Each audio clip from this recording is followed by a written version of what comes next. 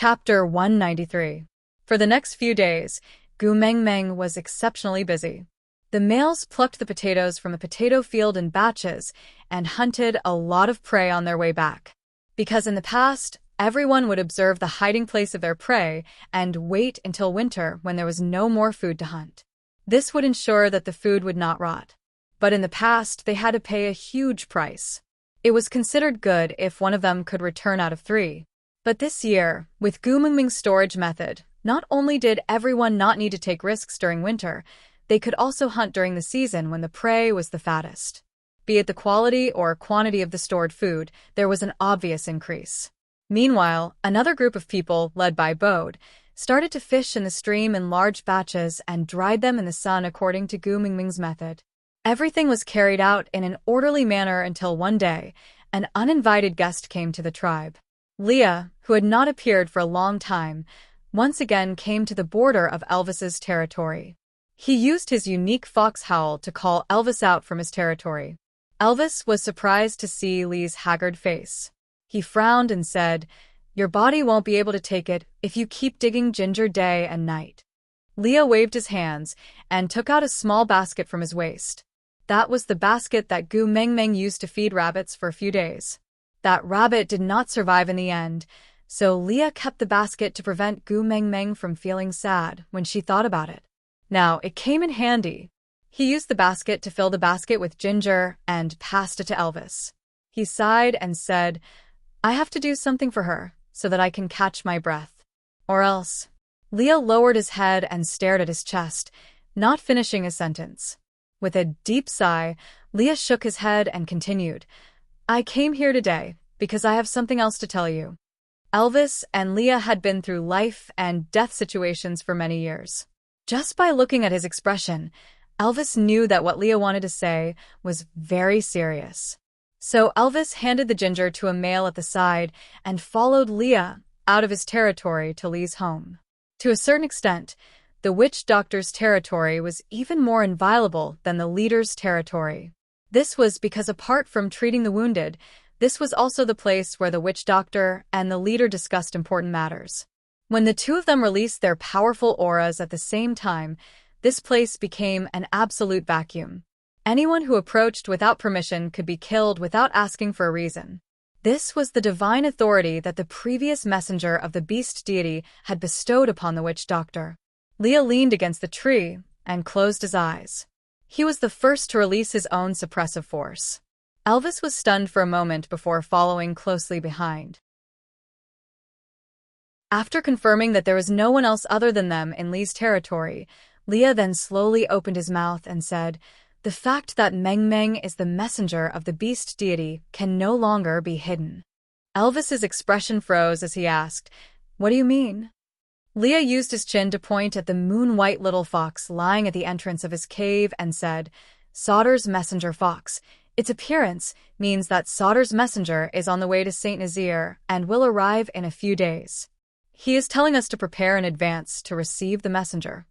Elvis frowned and said with a serious expression, "Sauter is the tribe where the previous messenger of the beast deity descended?" Aside from the topic, Gu Mengming, where did you go to fool around just now? Elvis, Gu Mengming, I'm asking you, who were you with just now? Elvis, with Leah. Gu Mengming cupped her heart with one hand and pointed at Elvis with the other trembling. Fooling around with Leah? I knew it. I knew there was something going on between the two of you. You really got together. How could you do this to me? How could you do this? Elvis. Xiao Meng, listen to my explanation, Gu Mengming. I don't want to listen. I don't want to listen. I don't want to listen. You didn't even reserve a VIP seat for such an exciting live broadcast. I'm so disappointed in you. Elvis's face darkened. Gu Mengming held onto Elvis's shoulders and said, I won't pursue the details. I just want to ask you one thing between you and Leah, who is on the offensive and who is on the defensive.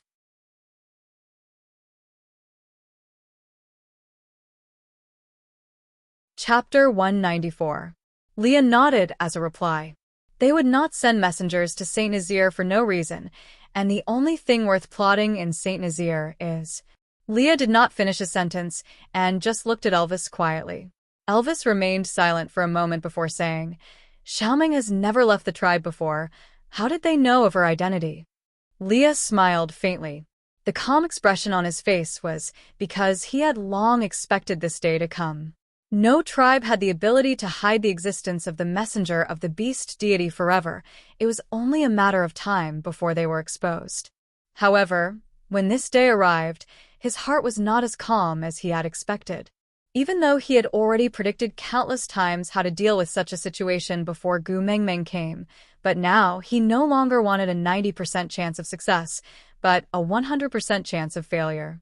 Leah did not answer Elvis's question, only revealing a smile of mutual understanding. His slender and bony hand tapped his arm lightly, raising his head to look at the sky and squinting his eyes, causing his originally faint smile to become even more subtle, almost indiscernible. Winter is about to arrive. Do you think this messenger would be so unlucky to meet with the first snowfall on his way back and forth? The corners of Elvis's lips curled up slightly, revealing an evil and bloodthirsty smile. His blue eyes shone with a cold light as he said, "The winter that belongs to him should arrive before he steps into Saint Nazaire." No. Leah stopped Elvis and took a deep breath before continuing. Let him enter the tribe, and let him see Gu Mengmeng. Elvis frowned. He did not question Leah directly, but was obviously waiting for his explanation. Leah was not affected by Elvis's emotions and continued. Gu Mengmeng brought fire and food to Saint Nazaire. Many people in the tribe have already vaguely guessed her identity. If we continue to hide it for a long time, we will inevitably lose the trust of the people, and it will seem like you, the tribe leader, and me, the witch doctor, do not trust the tribe members. So, we need someone with credibility to help us reveal Gu Mengmeng's identity. This messenger is the most suitable. Elvis's brows were tightly furrowed. He could not help but admit that Li's words were right. In order to delay the exposure of Gu Mengmeng's identity to the greatest extent, they did not tell anyone in the tribe that Gu Mengmeng was the messenger of the beast deity. But now, far away in Sauter, the messengers of the beast deity tribe, no, it should be said that the people from the former messengers of the beast deity tribe already knew about it. That meant that someone in the tribe had guessed Gu Mengmeng's identity and leaked it out. Since someone already knew about it, there was no point in continuing to hide it. They might as well publicize Gu Mengmeng's identity within Saint Nazaire. This way, the people in the tribe would protect Gu Mengmeng to a higher level, from protecting a precious female to protecting the new messenger of the beast deity. Those were two completely different concepts. But in that case, Gu Mengmeng's leisurely days would come to an end. The turmoil and fights in the beast world could almost be foreseen. Putting Gu Mengmeng in the eye of the storm was not something he wished to see, but she was the messenger of the beast deity. Feeling helpless, Elvis nodded his head solemnly and said, "I'll leave this matter to you. I'll go back and accompany Xiaoming first." Li's expression was still indifferent as he nodded his head slightly. Until Elvis's back completely disappeared from his sight, Leah then transformed into his half-orc form. He sat cross-legged and hugged his furry big tail in his arms, stroking it from time to time. He looked at his empty arms with empty eyes, imagining that petite person smiling sweetly and saying, "Daddy Leah, you're so good-looking. Meng, I miss you so much." Even though he knew that she could not hear him, he still expressed his longing to the air. Aside from the topic, thank you to the little darling HKL on QQ for reminding me. The potato problem was indeed a bug. The potatoes dug out when the potatoes were blooming could not be eaten, so the situation in the novel could not be applied in reality. Let's just treat it as the laws of nature in the beast world being different from the present world. Don't use what you read in the novel to apply it in reality.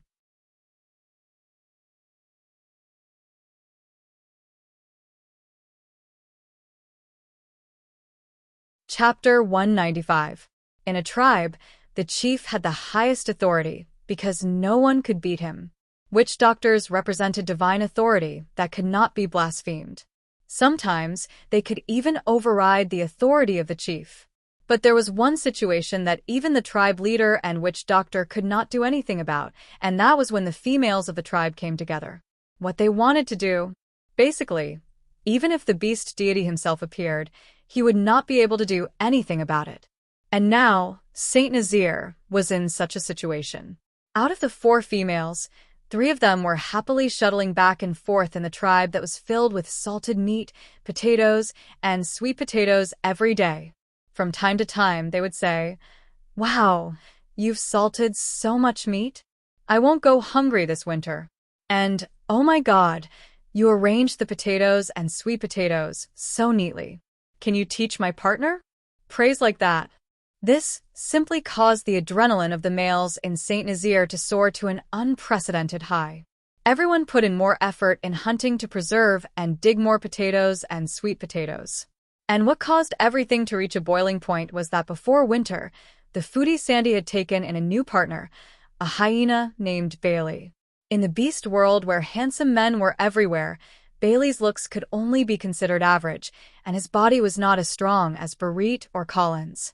And the reason why Sandy could take a liking to him was because of his sensitive sense of smell that he was the male who discovered the most new potato fields. In other words, he used a large potato field as a dowry to marry into Sandy's family. In this way, Sandy had 7 companions. On the day of mating, Gu Meng Meng made a huge pot of precious animal farm stew. As the meat was all processed into pieces, Gu Meng Meng did not know whether he had put in a lion or a tiger other than potatoes in the pot. Anyway, when a pot of steaming hot and fragrant farmhouse stew was delivered to the entrance of Sandy's cave, Sandy was smiling so widely that his eyes couldn't be seen. It was rare that he was not in a hurry to eat. He held Gu Meng Meng's hand and asked her to sing dowry again. Gu Meng Meng thought that although it was Sandy's 7th mating, it was still a joyous occasion. There was nothing like a wedding here. As a friend, it was not a big deal for her to sing a song for him. Hence, she cleared her throat and sang Gu Jing's dowry from start to finish. After singing, she thought that it was time to send the bride and groom off to the bridal chamber, but who knew that Sandy would look up at Bailey and ask, "Did you remember what Gu Meng Meng sang just now?" Gu Meng Meng, thank you. If you had not discovered that Sandy loves to eat potatoes, I would not have the fortune to mate with her. You're Sandy's good friend and my benefactor. I will be grateful to you for my entire life. I will never dare to complain that you are noisy, and will never dare to be jealous of you. Don't worry. Gu Meng Meng nodded her head hurriedly and bowed 90 degrees to Gu Meng Meng. Gu Meng Meng, thank you. Gu Meng Meng burst into laughter. Why did she feel as if she was Sandy's first partner, and this new little fellow was worshipping her? However, this feeling was not bad. Hence, Gu Meng Meng shook her wrists and did a warm-up action that she always did before hitting Nina. Suppressing her smile, she said in a slightly threatening tone, "I can ignore if you complain that I am noisy or are jealous of me. But if you dare to let my Sandy suffer even the slightest grievance, my fists are not to be trifled with." Bailey tilted his head and stared at Gu Meng Meng's weak fists. He blinked his eyes and did not know what to say. Gu Meng Meng felt that she was being looked down upon. Hence, she narrowed her eyes and sneered, "I will use my fists to instruct Elvis to beat you up so badly." Bailey looked up and saw that Elvis was already standing behind Gu Meng Meng. He was emitting a domineering aura and staring at him coldly. Goosebumps rose from the bottom of her feet. She did not dare to doubt him anymore and nodded her head in agreement. Aside from the topic, thank you, Xian, baby, for tipping me on QQ reading. I just realized that you have already tipped me to become an apprentice. Congratulations on leveling up. You already have 1,000 fan points and are the 2nd highest among all the fans.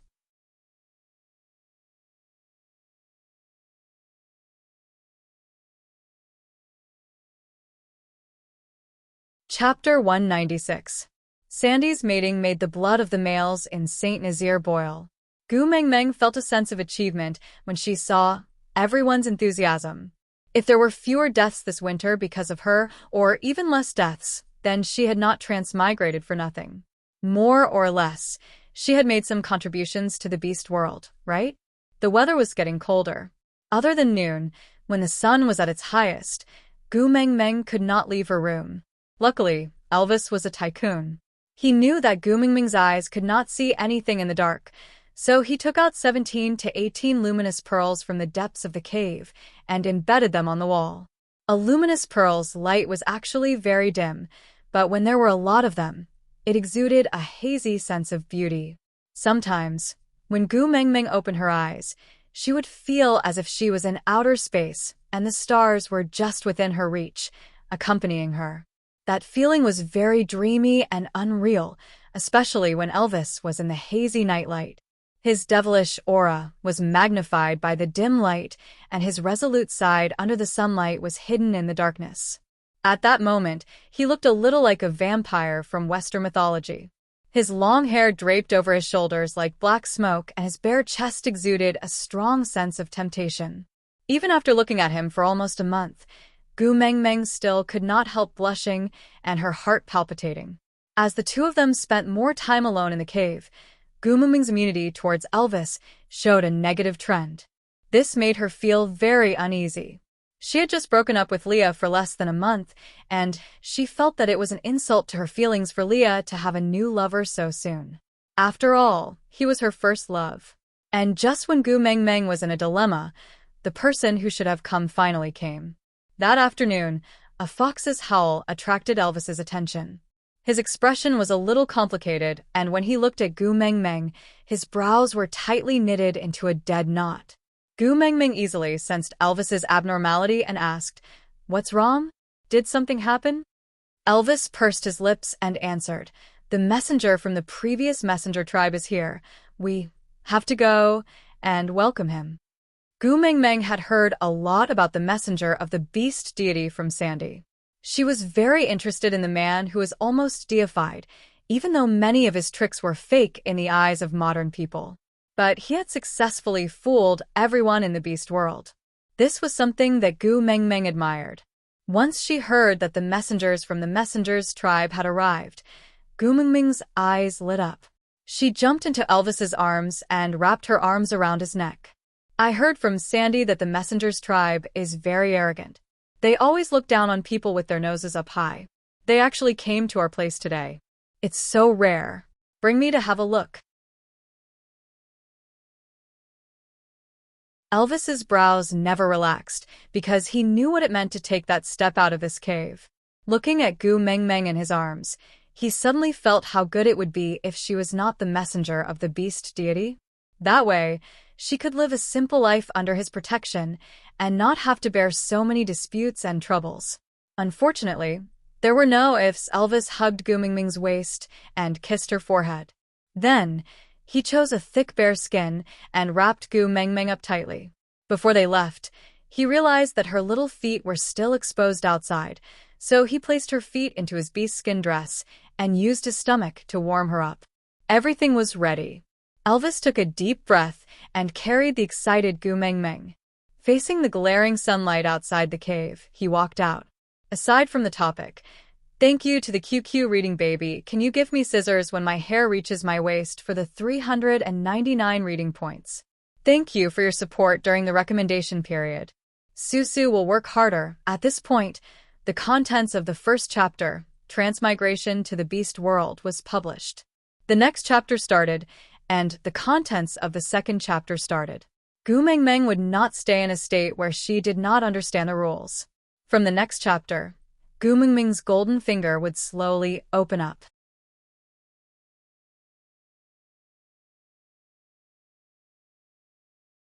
Chapter 197. The Center of Saint Nazir, the place where Gu Mengmeng held her coming-of-age ceremony. The blood-soaked redwood tower had been removed. Now there were many animal furs neatly arranged. They were all tanned and arranged according to the type and pattern of the furs. They were divided into 3 grades: good, medium, and poor. On one pile of furs, a person sat. He had one foot on the edge of the furs while the other was hanging down casually. Against the light, Gu Mengmeng could not see that person's face clearly. She just felt that this arrogant sitting posture was very annoying. Damn it, those furs were to be distributed to the tribesmen to keep them warm during the winter. "Hey!" Gu Mengmeng pointed at the male sitting high above and shouted, "Didn't your mother teach you to be polite when visiting someone else's house? Don't touch other people's things?" As if he had never been treated like this before, that person was stunned for a moment. Gu Mengmeng could clearly see him turning his head, then his body obviously moved. And then Gu Mengmeng did not have the time to see anything else. She only felt Elvis's muscles tensing up while hugging her. He quickly took a step back and the beast's skin that was wrapped around her was flipped by an external force. It broke into pieces and scattered all over the place. Gu Mengmeng had no doubt that if Elvis had dodged a little slower, the beast's skin would not be the only thing that broke into pieces. Gu Mengmeng's anger flared up immediately. She pointed at that person's nose and scolded, "Are you a freaking rabies patient, or did you just run out from Qingshan Mental Hospital?" At the same time, Gu Mengmeng was surrounded by over 20 males from Saint Nazaire. They were all prepared to attack, glaring at that person like a tiger watching its prey, while blocking Elvis and Gu Mengmeng behind them. Attacking a female from a tribe, no matter what your status was equivalent to declaring war on the tribe. This was the rule of the beast world. "You're Gu Mengmeng." That person did not care about the males blocking in front of him at all. But when he saw Gu Mengmeng's face, his eyes suddenly lit up. His gaze was naked and obvious as he sized her up with obvious greed. Gu Mengmeng sneered, "Is this a situation where you can ask questions? Are you a little confused about the situation?" The man coldly glanced at the males in front of him and snorted. "That's right, I should at least clean up the trash here and create a comfortable environment for the beautiful females to talk in." As he spoke, he gently licked the back of his hand, and his fingernails grew at a speed visible to the naked eye. His movements were like a cat's, but more bewitching. Gu Mengmeng felt that this action was extremely familiar, but she could not recall where she had seen it before. In the blink of an eye, screams rang out. The males in front of Elvis and Gu Mengmeng rolled on the ground at an unbelievable speed. Every single one of them had wounds of varying degrees. It was not fatal, but it made it difficult for them to stand up again. Moreover, each of them had an obvious wound on their arteries. It was obvious that they were going to bleed to death. Gu Mengmeng frowned. Was this person a freaking psychopathic killer? "Damn you!" Gu Mengmeng scolded and rolled up her sleeves, ready to charge forward. Elvis hugged her tightly and tilted her chin with one hand, turning her angry little face towards him. Then he looked into her eyes and said, "Tell me, do you want him to be crippled or dead?"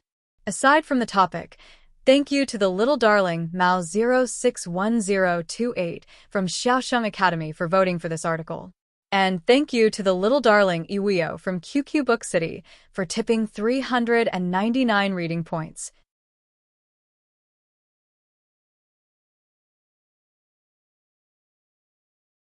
Chapter 198.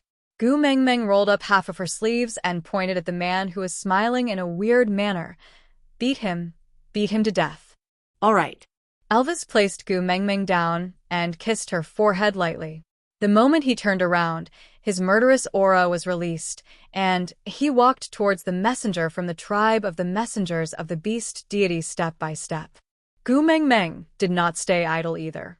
She casually picked up a piece of beast skin and ran to the nearest injured person. She asked him to use his sharp claws to help her tear the beast's skin into strips. Then, she tied the wound tightly from the side closest to the heart to stop the bleeding in an emergency. Gu Mengmeng could not even call out the name of this casualty who was lying on the ground, but she remembered his face. During this period of time when they were digging potatoes, sweet potatoes, and bacon, they always had some pleasant moments together. "Gu Mengmeng, I'm sorry, I'm too weak." Blood gushed out from his wound, but that male lowered his head as if he could not feel the pain. He did not dare to look at Gu Mengmeng's eyes, as if he was ashamed and annoyed at the same time, as if he had done something unforgivable. Gu Mengmeng still could not agree with the unspoken rule of being weak is wrong. Death is what you deserve in the beast world. She slapped his shoulder hard and said, "Don't let your imagination run wild. You're very brave. You clearly knew you couldn't beat him, but didn't you still stand in front of me? You're the brave warrior of Saint Nazaire. I'm proud of you. Heal your wounds first. It's not too late to seek revenge on him after you've raised your abilities." "Yeah." The male nodded his head resolutely and did not say any more self-deprecating words. Gu Mengmeng was just about to handle the second casualty when her hands felt lighter. "Leave it to me." Leah took over the beast skin from Gu Mengmeng's hands. His actions were as smooth as flowing water, without any hesitation. Gu Mengmeng sighed. No matter what kind of grudge she had with Leah, she had to put it aside in front of the enemy. Nothing was more important than saving the lives of her tribesmen. Not having to worry about the injured anymore, Gu Mengmeng then turned her attention back to Elvis and that messenger. Both of them seemed to be on par with each other and were in a stalemate. Gu Mengmeng observed carefully for a long time and came to the conclusion that Elvis was a practical fighter. His attacks were all accumulated from actual battles, and every move was very solid. As long as he managed to land a hit, that messenger would probably not be able to get up. On the other hand, the messenger's movements were light and agile. She was able to avoid Elvis's attacks every single time and counterattack with each move. Moreover, his moves were very sinister. They were all moves that targeted the opponent's vitals.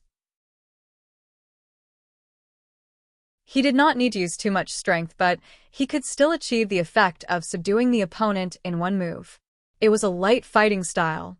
If this went on, Elvis would obviously be at a disadvantage. Gu Mengmeng frowned and suddenly recalled what Oakley said to her that night. Fire. The previous messenger of the beast deity used fire to create a ridiculous faith and then indirectly ruled this world. As a result, no one dared to offend Sauter, the tribe of the messenger of the beast deity, for thousands of years. What a pity! It was said that no one in this tribe knew how to light a fire. But anyone in Saint Nazaire could light a fire. Gu Mengmeng curled the corner of her lips and smiled evilly. She shot a look at the wounded man lying beside her and said, "Big brother, lend me a fire." Aside from the topic.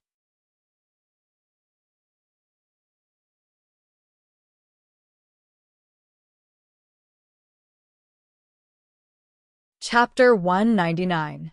When Gu Mengmeng approached Elvis and the messenger, who were fighting step by step with the torch in her hand, the messenger was stunned. It was as if he did not dare to believe his own eyes and could only stare at Gu Mengmeng's little face that was illuminated red by the fire. Her smile was so sly and quick-witted that he did not need any other evidence. At that moment, he had already deeply believed that this breathtakingly beautiful female was the new messenger of the beast deity. He was in a daze and Elvis would not be courteous to him. He punched his chin, and a tooth flew out of his mouth along with blood. The messenger fell backwards, and a black whirlpool appeared in front of him. But even so, he continued to stare at Gu Mengmeng's direction with an indescribable expression. It was just a little wretched and ferocious. Gu Mengmeng patted Elvis's arm and said, "Thank you for your hard work, tribe leader. Leave the rest to me." Elvis looked at the messenger, who could not get up from the ground, and did not say a word. He just quietly took half a step back and maintained a distance where he could snap his neck before Gu Mengmeng was hurt if that fellow made any sudden movements. He let Gu Mengmeng vent her anger on him. Great messenger. Gu Mengmeng squatted beside the messenger and sneered at his mouth that was still dripping blood. She squinted her eyes and sneered. "By right, you have come from afar, and we should be welcoming you with great hospitality. But you are really too rude. It makes me feel really uncomfortable." Gu Mengmeng did not give the messenger a chance to speak at all. She twirled her slender fingers in the flame a few times and saw the shocked expression on the messenger's face from the corner of her eyes.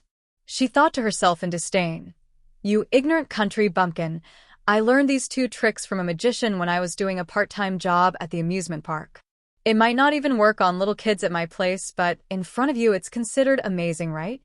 Seeing that the messenger's eyes were almost popping out, Gu Mengmeng snorted in disdain and continued, "There are a few debts that we have to settle properly." Gu Mengmeng casually held onto the beast's skin that she was originally draped over her body and that was now torn into rags.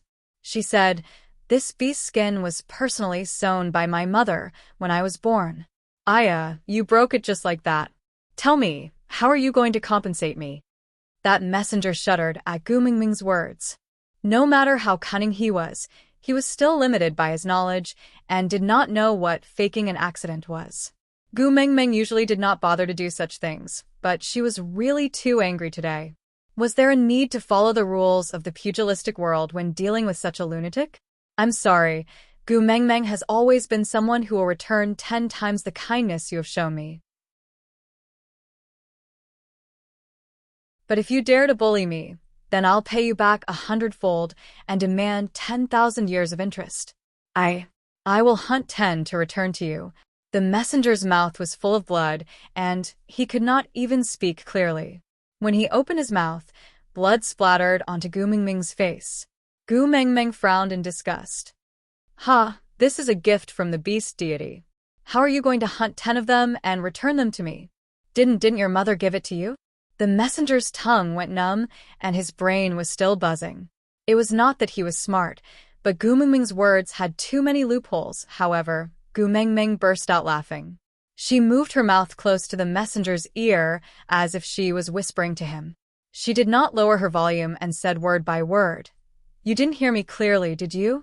What I said was that this was personally sewn by my mother, and the person who gave me this beast skin is the beast deity. Aside from the topic, thank you, Meng baby and Qingwan, for your tips. Both of you wanted to bribe me. Yeah, I'll accept the bribe. I will carefully consider both of your requests. Also, let's do an advertisement. Our QQ group number is 4927792773. Sometimes, not only will your messages be deleted, my messages will also be deleted. I replied to a few of my baby's messages in the book city, but they all disappeared when I refreshed the page. I'm in despair too. Well, everyone can join this group. Every day, I will try my best to spend some time chatting with everyone in the group. Occasionally, I will send red packets or something.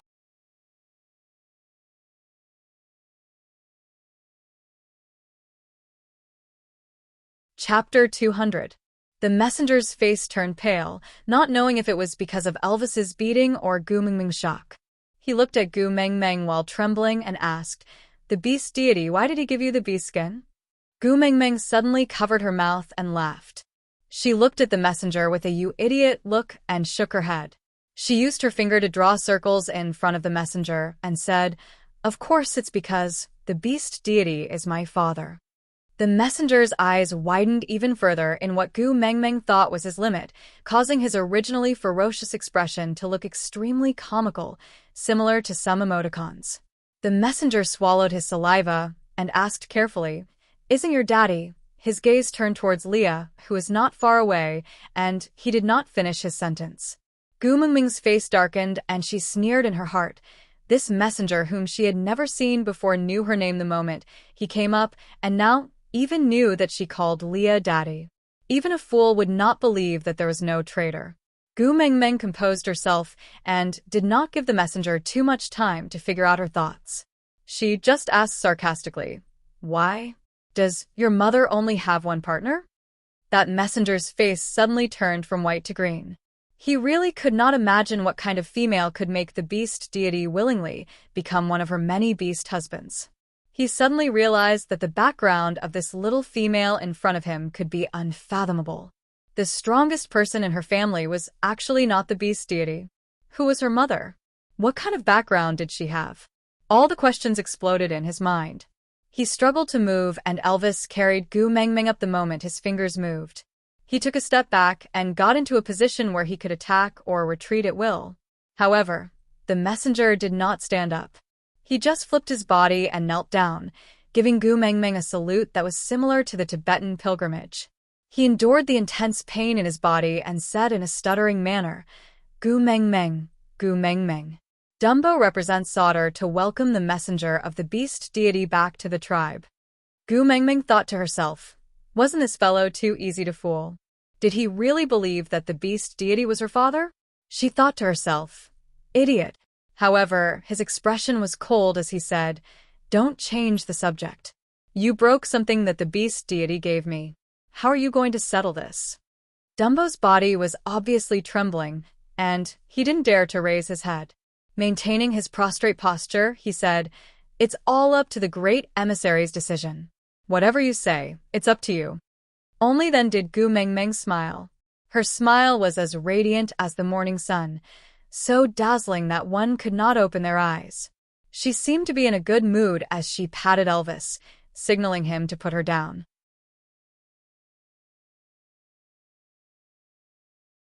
Elvis saw that Dumbo would not be able to cause any trouble, but he still maintained his vigilance, maintaining an arm's length distance away from Gu Meng Meng to protect her. Gu Meng Meng was obviously more open-minded. She took 2 steps forward and rubbed the back of Dumbo's head with a really understanding expression. She said, "I'm not an unreasonable person. You probably don't have the ability to ask the beast deity for another piece of the same thing. How about you peel off your skin and give it to me as compensation?" Dumbo's body stiffened and then trembled even more violently. There was a smell of urine, and then liquid flowed out from under him. Did he pee from fear? The people from the tribe of the messenger of the beast deity were just like this. How could they run amok in the beast world for thousands of years with such conduct? Gu Meng Meng sneered, then continued, "Don't be afraid, don't be afraid. The witch doctor in our tribe is very skillful. Peeling off your skin is a piece of cake for him. I guarantee that he can peel off a whole piece of skin. Moreover, his hands are fast, so you won't be in pain for long. Oh, right, his medical skills are especially good. I guarantee that after you peel off your skin, you will not die." Aside from the topic, my babies, today is the last day of the recommendation period. Whether there will be a next recommendation depends on my babies. Vote, reward, leave a message, don't stop. Chapter 201. When Gu Meng Meng said the last 3 words one by one slowly, Dumbo's fear reached its peak. He would not die even after being skinned. Was there anything worse than this? Dumbo had already started to feel pain all over his body. Thinking of his bloody appearance, he could not control his trembling. Only now did he start to regret his arrogance. He should not have attacked Gu Meng Meng immediately. He only wanted to confirm the extent of Saint Nazir's protection of Gu Meng Meng. If she could be easily killed by him, it would prove that this person was just one of the countless females that had impersonated him over the years. And when he saw Gu Meng Meng's face, he was already half sure that Gu Meng Meng was the messenger of the beast deity. Although he had not seen the previous messenger of the beast deity with his own eyes, it was rumored that she had an unforgettable beauty that no other females in the beast world could compare to. So the first creed for the messengers who were sent out to search for the new messenger of the beast deity was their own eyes. Even though none of them had seen the messenger of the beast deity before, the legends in their tribe told them that as long as they saw her, they would be able to recognize her at first glance. The facts proved that their ancestors were right. And when he saw Gu Meng Meng holding a torch and even playing with the flames in her palms, he was already 100% convinced. It could not be wrong. Or else, why would the flame demon brought by the previous messenger of the beast deity be so docile in her hands? And it was precisely because of this that he firmly believed in Gu Meng Meng's theory of the beast deity is my dad. After all, according to the records and legends in his tribe, the flame demon had always been violent, and even the previous messenger of the beast deity could not control it completely. But Gu Meng Meng could use it freely, as if she was playing with her own pet. If the flame demon was anyone's pet, the beast deity was definitely the best choice. So it was logical that Gu Meng Meng was the daughter of the beast deity. Gu Meng Meng did not know that Dumbo's trouble had already reached the horizon. She only saw him suddenly straighten his upper body and look at Leah, who was walking towards them after treating his wounds, with a complicated and fearful gaze. His gaze was filled with fear and admiration, not like he was looking at an executioner who was about to skin him, but more like F********. Gu Meng Meng instantly understood Dumbo's thoughts. King thought that Leah was the same as the beast deity, the partner of his mother beast. Damn it, what a cheap mouth. Why didn't she think before she blurted out something stupid like, "Your mother only has one partner?" How was he going to wrap things up now? Did he really find himself another stepfather? But the problem was that she didn't even know who her mother was. Gu Meng Meng shuddered and kept a respectful distance from this kind of melodramatic imagination. She shook her head and could no longer follow Dumbo's rhythm. She forcefully changed the rhythm and said angrily, "Hey, didn't I tell you not to change the subject? I'll be frank with you. Are you going to pay for the skin or not?"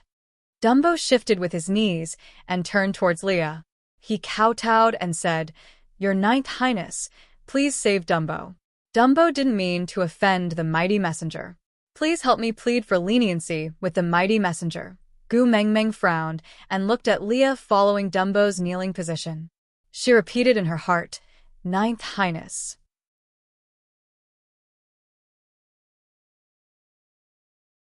Chapter 202.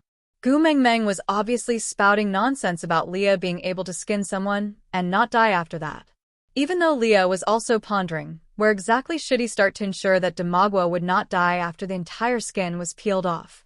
But real knowledge comes from practice. How would he know if he did not try?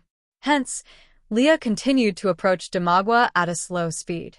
He watched as the mighty messenger became incontinent in the blink of an eye, looking like a useless person who could not live on his own.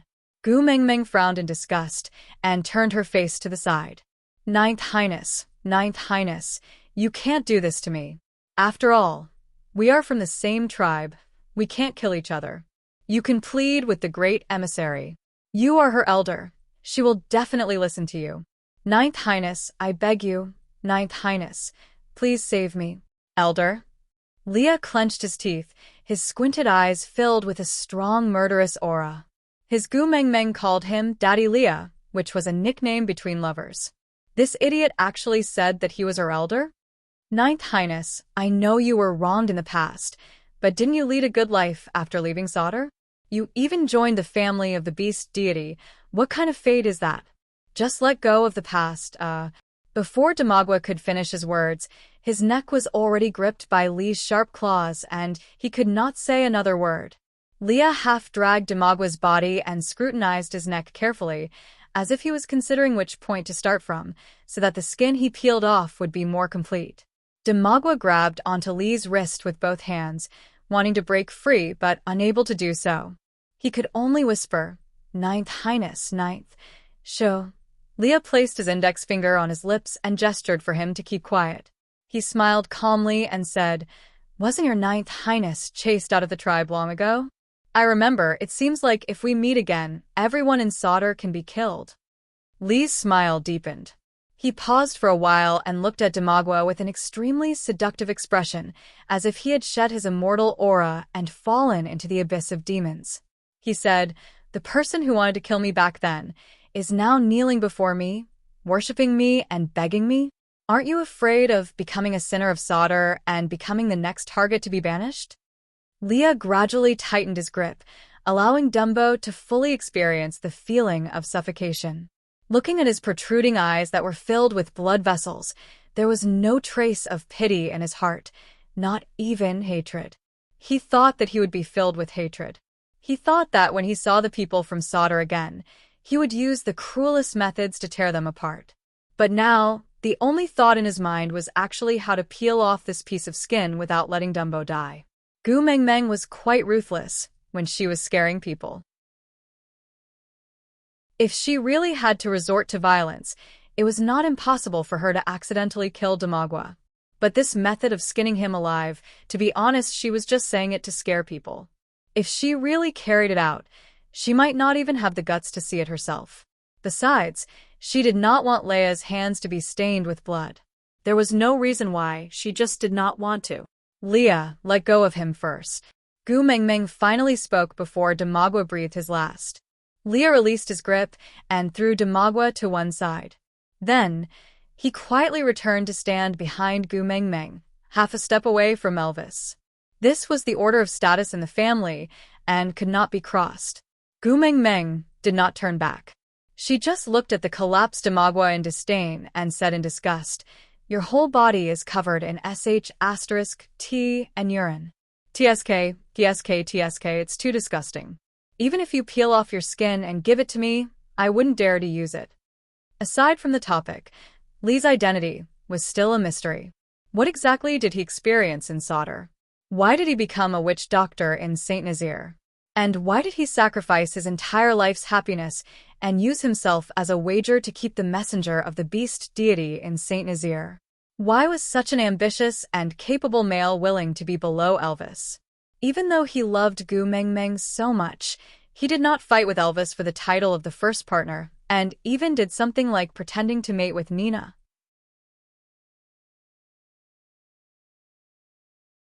Chapter 203. Only God knew that such a sentence of blatant disdain sounded like a heavenly melody to Dumbo. He used his trembling body to wipe the tears of joy from his face.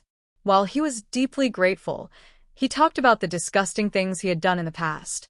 He said whatever was dirty or smelly, as if he was extremely afraid that Gu Meng Meng did not dislike him enough and would regret it later, asking Leah to skin him alive. Gu Meng Meng felt nauseous and disgusted hearing that. She waved her hands and interrupted him. I don't have the mood to listen to your dirty deeds. Although I don't want your skin anymore, you still have to pay for damaging my things. Dumbo was stunned and looked at Gu Meng Meng in fear, afraid that she would think of another way to torture him. Gu Meng Meng smiled kindly. Although no matter how kind she smiled now, Dumbo still had goosebumps all over his body and chills from the bottom of his feet. Gu Meng Meng saw that her smile did not work on Dumbo, so she rubbed her cheeks and stopped pretending. Heaving a sigh of relief, Gu Meng Meng asked seriously, "Answer 3 of my questions, and I won't pursue the matter regarding the bee skin." How about that? Gu Meng Meng could see Dumbo visibly heaving a sigh of relief. Then, he crawled down again and pressed his face against the ground, saying, Sauter is the Great Messenger's tribe. All the members of Sauter are loyal to the Great Messenger. No matter what you want to know, Dumbo will definitely answer truthfully. Gu Meng Meng sneered, thinking to herself that he should not act like a pretentious person right from the start.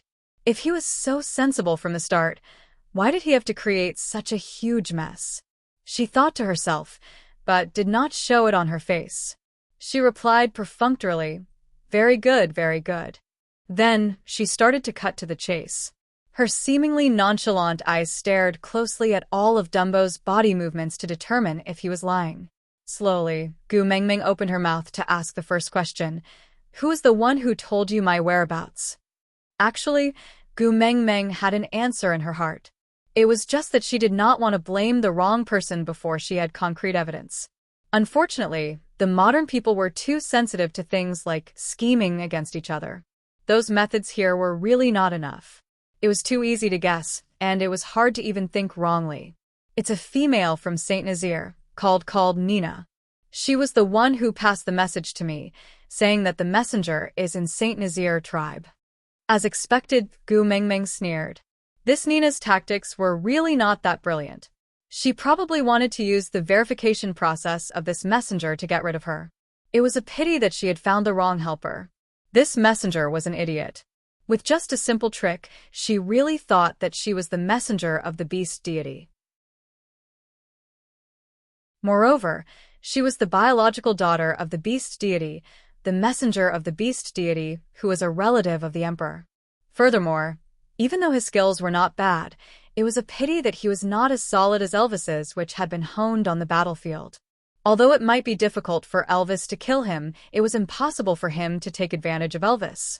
Especially with Leah here, as long as this Dumbo was not really stupid, even if he knew that she was not the messenger of the beast deity, he would not dare to fight with her. Gu Meng Meng sneered, and did not say a word. She saw someone sneaking away. It seemed to be one of Nina's partners. Did he send a message? Gu Meng Meng sighed in her heart. Up to you. Run if you can. Killing a chicken is also a dirty job. The second question, other than you, who else knows that I am here? Gu Meng Meng continued asking. Dumbo did not dare to delay and immediately replied, because the millennium period is approaching, there have been many females who want to pass themselves off as the great messenger in these 2 years. The mission of us messengers is to identify the authenticity one by one. Only when we meet the real great messenger, then we will send a message to the tribe. If it's fake, aside from the topic, calm down my babies, calm down. I know that your hatred for Nina has risen to another level, but I still have the same words. She has not finished courting death. Chapter 204. Dumbo did not finish his sentence, but his body started trembling uncontrollably again. Gu Meng Meng sneered and thought to herself, if it's fake, just kill him directly? It's really simple, violent, and efficient. He was not afraid that the messenger of the beast deity was an idiot like him. With that claw of his just now, this messenger of the beast deity who had waited for thousands of years would be dead. But Gu Mengmeng did not bring up the past at this moment. Instead, she slowly threw out her third question. If I don't go with you, what will happen? Dumbo's body obviously froze, like a zombie doll in a horror box whose switch had been activated. He lifted his head abruptly and looked at Gu Mengmeng in shock, as if they had never thought of this problem after waiting for thousands of years. The new messenger of the beast deity did not return to solder? Gu Mengmeng smiled and said, I'm quite happy staying in Saint Nazaire. I don't want to spend time to adapt to the new environment. So, I won't go with you. Then in this situation, what should I do? Dumbo's mind went blank. Solder had been the messenger tribe for thousands of years, and every day, they were preparing to welcome the next messenger of the beast deity. Now that the messenger of the beast deity had been found, she said she was not going? Gu Mengmeng's words were like a huge basin of ice water splashing onto Dumbo's head. The huge sense of betrayal made him speechless for a moment. He stared at Gu Mengmeng for a long time with a pair of widened eyes. Finally, he lowered his body silently and replied with his head lowered, where the messenger is, the Solder tribe will be. If the great messenger doesn't want to leave, then let Solder move here. Gu Mengmeng frowned. He did not say to join but to move here? Then, did they want to expel the current members of Saint Nazaire or massacre them? Gu Mengmeng sneered and squinted her eyes, saying, You have already answered my 3 questions, so I won't argue with you about the beast skin. But you hurt my tribesmen. How should we settle this score? Dumbo looked around. These useless trash were actually called tribesmen by the new messenger of the beast deity? No, it should not be like this. Dumbo forced himself to calm down from the surprise of finding the messenger of the beast deity and quickly calculated how to deal with the situation in front of him. But the identity of the messenger of the beast deity was noble and inviolable. If she was unwilling, he did not have the ability nor the guts to force her. If it was this tribe called Saint Nazaire that had obstructed the messenger, then this tribe had no meaning to exist. After scanning the surroundings, Sagwa's gaze landed back on Li's face. His identity was special. If he could make use of it, he might be able to change the emissary's mind. In just a few breaths of time, Dumbo had already calculated countless feasible or basically feasible plans in his mind. Leah took out a piece of white fox skin from the high-quality beast skin and passed it to Elvis. The wind is about to blow. Bring Mengmeng back first. If she gets blown by the wind, she will fall sick. Elvis frowned, looked at Dumbo, and said, I have to settle this matter first. Leah patted Elvis's shoulder lightly and said, You have to use your hands to carry Mengmeng. It's not good to dirty them. As Leah spoke, he tilted his head slightly and continued to smile warmly, but with a hint of coldness, he continued, Leave these matters to me. Elvis did not say anything more. He nodded and carried Gu Mengmeng back. Aside from the topic, I originally wanted to write Dumbo to death today, but from the looks of it, he is obviously not dead yet.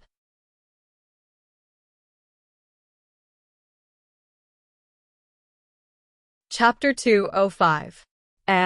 Don't go, I haven't finished speaking. He injured our people. We can't just let it go like this, right? Gu Mengmeng struggled for a while, but it was obviously useless. Elvis gently caressed the back of Gu Mengmeng's head and pressed her little face onto his shoulder. He kissed the side of her face and then whispered into her ear, You've done enough. Leave the rest to us.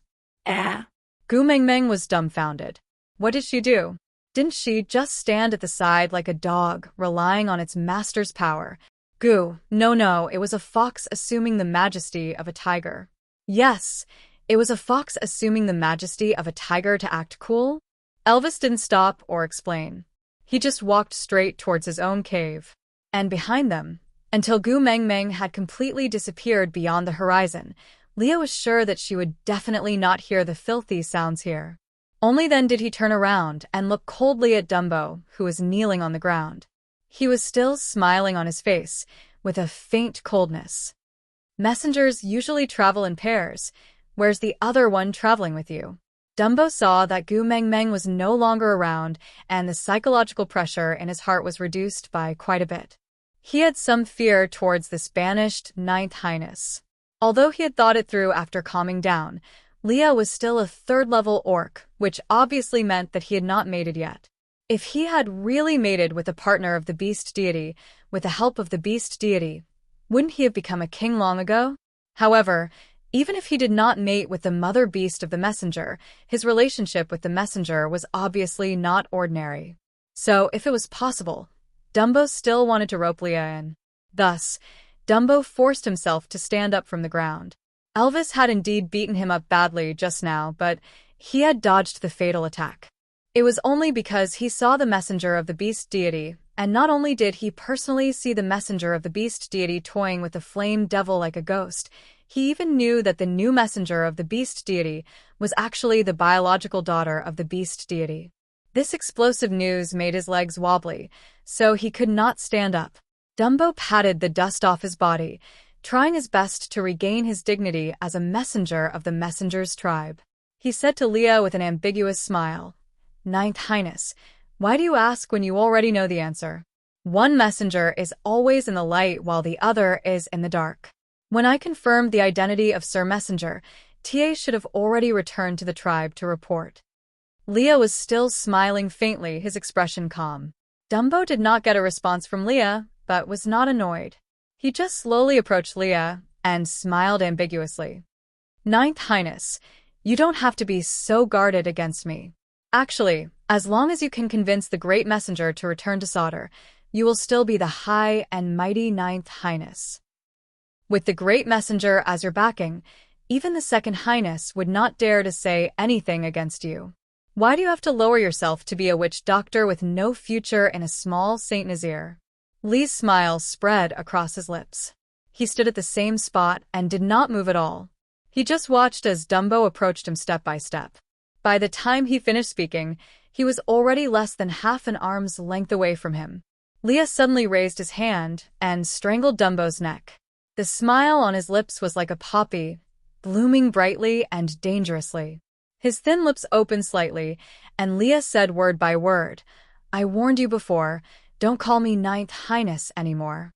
Dumbo wanted to resist, but he realized that Lee's fingernails had already embedded into the skin on his neck, right at his blood vessel.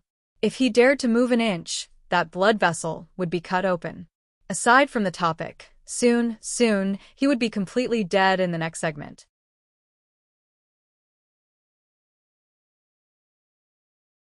Chapter 206. What do you want to do? Dumbo's expression started to tense up. He mouthed as softly as he could, "I am Sauder's messenger. If you kill me, I am already an exiled person. What can Sauder do to me?" Leah smiled calmly, as if he did not take Dumbo's words to heart. He retracted his arm and pulled Dumbo even tighter. Then he whispered into his ear, "Moreover, don't I have the messenger of the beast deity to back me up? What can your Second Highness do to me now?" With that, Leah raised his eyes and looked not far away. Suddenly, the smile on his lips grew wider. Dumbo did not dare to move recklessly. He tried his best to turn his eyeballs, trying to follow Lee's gaze. What exactly made him smile so horribly? Leah sensed Dumbo's intention. Not only was he not angry, he smiled kindly instead. "Seeing that we used to be from the same tribe, I will let you die in peace." Leah slowly retracted his fingernails from Dumbo's neck. Then he suddenly twisted his fingers forcefully. With a crack, Dumbo's neck broke. And before his neck was broken, the last thing he saw in his beast life was the corpse of his partner, who was supposed to report back to Sauder, thrown mercilessly at his feet. Dumbo did not have the chance to finish his last words before he breathed his last. Leah used Dumbo's clothes to wipe his hands. Then he told Barit, who went to kill another messenger, "Do it cleanly, and the mighty messenger does not need to know about these things. Just tell her that Dumbo ran away." Barit frowned and looked at Leah in silence for a long time. Finally, he opened his mouth to ask, "Gu Meng Meng, is she really the messenger of the beast deity?" Leah looked at the 20 over heavily injured tribesmen, then at Barit. He nodded his head cautiously and answered, The messenger of the previous messenger's tribe would not make a mistake. From today onwards, we have to shoulder the responsibility of the new messenger's tribe and assist the mighty messenger well. Before trouble finds her, we have to settle it cleanly and cleanly. Barit lowered his head and replied in a capable manner. Yes, Sir Witch Doctor. On the other side, Gu Mengmeng, who was carried back to the cave by Elvis, was still laughing out loud. She said while eating her dried salted fish, "That Dumbo really lives up to his name. So silly. You actually believed that I am the messenger of the beast deity and the daughter of the beast deity.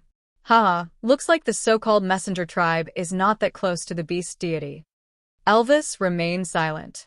He broke a branch and threw it into the fire pit. The flames danced and shone on his face. His voice was low and hoarse as he asked with a rare seriousness, "If you are really the messenger of the beast deity, will you still choose to stay in Saint Nazaire?" Gu Mengmeng tapped her chin lightly with her finger and thought for a moment before saying, "Probably.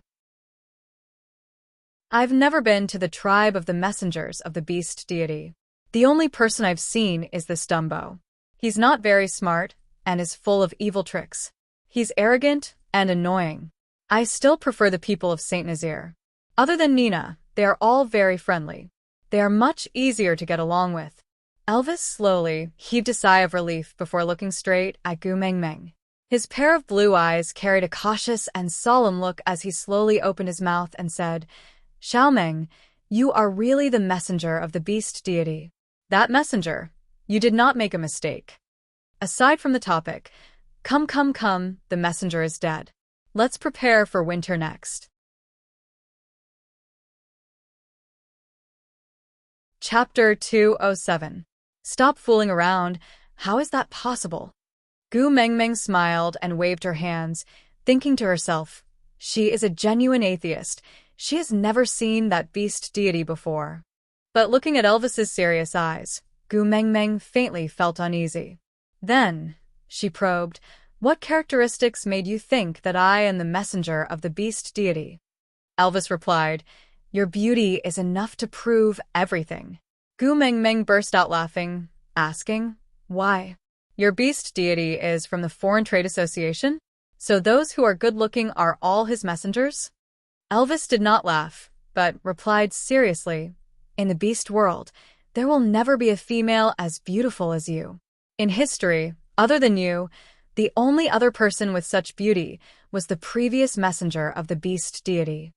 Gu Mengmeng pouted. "Didn't you say that she died thousands of years ago? How do you know what she looks like? Have you seen her before? Are you actually the old demon of the Black Mountain?" "Ha." Elvis sighed. It was clearly a serious question. Why did it become so humorous when it came to Gu Mengmeng? Even he wanted to laugh along with them.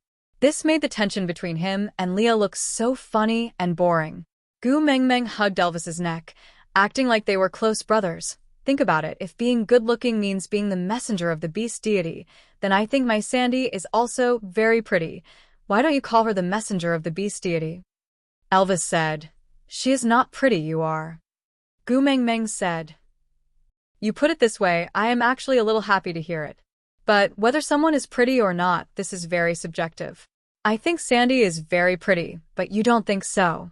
Similarly, you think I am pretty, but others might think I am ugly, right?" Elvis shook his head, saying, "No one will think so." Gu Mengmeng laughed till her shoulders shook, saying, "I didn't expect you to be so serious in your bootlicking. I admire you. Elvis was helpless. He could only try to convince Gu Mengmeng from another angle, so he said, "And the messenger of the beast deity knows many things that we don't. For example, the method of storing food that you taught us, or fire." Gu Mengmeng shook her head and said, "You also know that my background is a little mysterious. Even if I explain it to you, you might not understand. To put it simply, what I teach everyone is called common sense in our world, the kind that anyone on the street would know. For example, it was common for you to transform in Saint Nazaire because every male knew how to transform. But if you were in our country, then you would be amazing. You could just walk around the streets for a while, and there would be talent scouts pulling you to be a celebrity just because you were good-looking. If they also know that you can transform, that might not be a good thing." They might treat you like a monster and capture you for all kinds of cruel scientific research. Forget it. You're safer in Saint Nazaire. Elvis was helpless. He could not win against Gu Meng Meng with his eloquence. Throwing the remaining half of the firewood that he had been holding for a long time into the fire, Elvis turned to look at Gu Meng Meng, who had a leisurely look on her face. In the end, he still let go of the heavy burden in his heart and smiled along with her bright and beautiful eyes. It's snowing. Gu Meng Meng stretched out her hand to catch the snowflakes that floated into the cave. She was as excited as a child. Aside from the topic, thank you, Xian baby, for the 588 views. Then, he replied to the message left by the little baby from Book City. You asked, why did the male lead who appeared so tall and mighty become a little dazed after Gu Mingming's description? That was because when they first met, Elvis entered the forest with the identity of a hunter. That was his area of expertise. His confidence and temperament were unparalleled. But to him, Gu Meng Meng was a brand new and unpredictable territory. He had never fallen for any female before and did not know how to make this little female like him. He was so cautious and even clumsy. All this was because he had no experience. You really could not expect a single man who was born to a mother to immediately open his conception and governing vessels and become an expert in picking up girls after meeting the female lead. Chapter 208. Elvis tugged at Gu Meng Meng and pulled her back from the entrance of the cave. After thinking for a while, he hugged her into his arms and turned around, facing his back to the entrance of the cave to prevent the cold wind from blowing on her. It's snowing. It means that winter has arrived. Females are weak and cannot leave the cave anymore. They will fall sick. Gu Meng Meng was not convinced. What a joke, not going out when it's snowing. Then do the children in the Northeast have to stay at home for half a year for the winter? Gu Meng Meng struggled to leave, but Elvis shook his head and rejected her. Seeing that it was useless to be shameless, Gu Meng Meng changed her policy and continued to bluff. We have a custom. During the first snow, we have to walk in the snow with the person we like.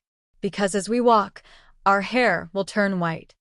Elvis did not understand and asked, white hair? Gu Meng Meng nodded and said, yes, it's to use the time of the snow to experience the feeling of growing old together. Isn't it very romantic? Elvis nodded his head in a daze. However, he did not know what the so-called romance was. Just like the story Gu Meng Meng told Sandy previously about Jean. Sandy would never get tired of listening to it, and Maya was so mesmerized that she asked Gu Meng Meng to repeat it over and over again. Even Nina, who hated Gu Meng Meng the most, would hide far away and eavesdrop on them. But in the eyes of the males, that Jean was simply trash. He had also listened to them patiently a few times, but he could not understand why those females would suddenly shout in excitement and then hug each other and laugh so wretchedly. He tried to ask questions, but he was rejected mercilessly by the females. Later, he learned to be smart.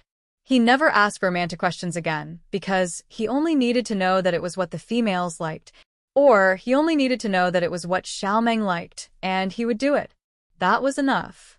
Seeing Elvis nodding his head, Gu Meng Meng shook his arm and said, how about it? Do you want to experience it? Elvis was actually a little tempted because Gu Meng Meng just said, walking in the snow with the person I like. The person I like, huh? Elvis savored these 5 words, and his lips could not help but curl up into a faint smile. Gu Meng Meng saw that Elvis's expression had softened, so she continued to try her best to please him. You smiled? Did smiling mean that he agreed? Let's go. We're just going to play for a while. I'll wrap a few more animal skins around me. I won't get sick just by playing for a while. Elvis could not resist Gu Meng Meng's coaxing and pestering. In the end, he wrapped her up like a dumpling and carried her out of the cave. Gu Meng Meng had never seen such a heavy snowfall before.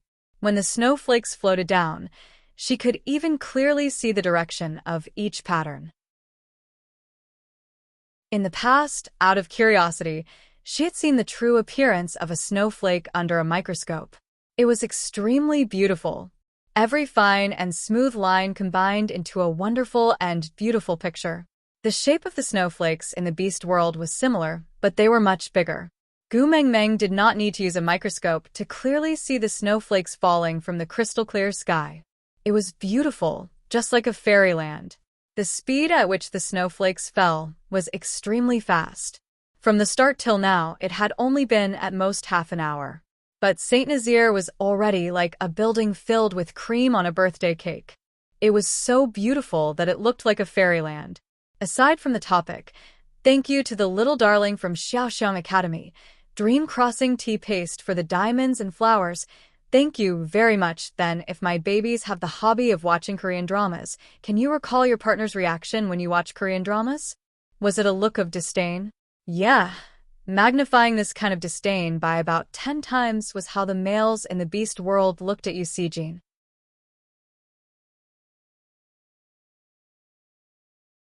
Chapter 209.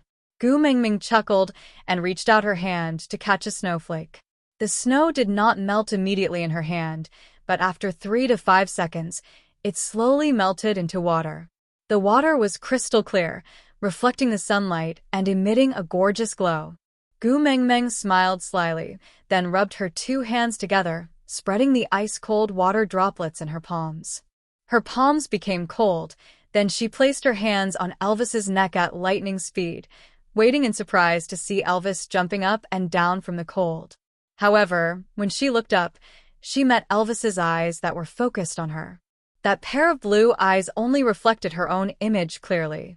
Other than her, everything else in this world seemed to be meaningless and pale. Gu Mengmeng was touched by his gaze and she retracted her hands, smiling awkwardly. Why aren't you afraid of the cold? It's really not fun. Elvis rubbed her little head, replying, I'm a wolf. With that, he carried Gu Mengmeng into the cave. Gu Mengmeng did not play enough and shamelessly said that she wanted to build a snowman and have a snowball fight. Elvis did not listen to her, saying that if they did not go back, the cave entrance would be sealed by the snow, and they would not be able to go back even if they wanted to. Although Gu Mengmeng felt that it could not be that exaggerated, when she turned around, she realized that the snow was getting heavier and heavier. The frequency of the falling snow was no longer like a beautiful song, but rather a terrifying aura. Gu Mengmeng did not make a fuss anymore and obediently nestled in Elvis's arms, entering the cave together. Elvis had already stored firewood in the cave. Leah had calculated that these firewood could last an entire winter, enough for Gu Mengmeng to keep warm and cook. Now that the weather had suddenly turned cold, it could be put to good use.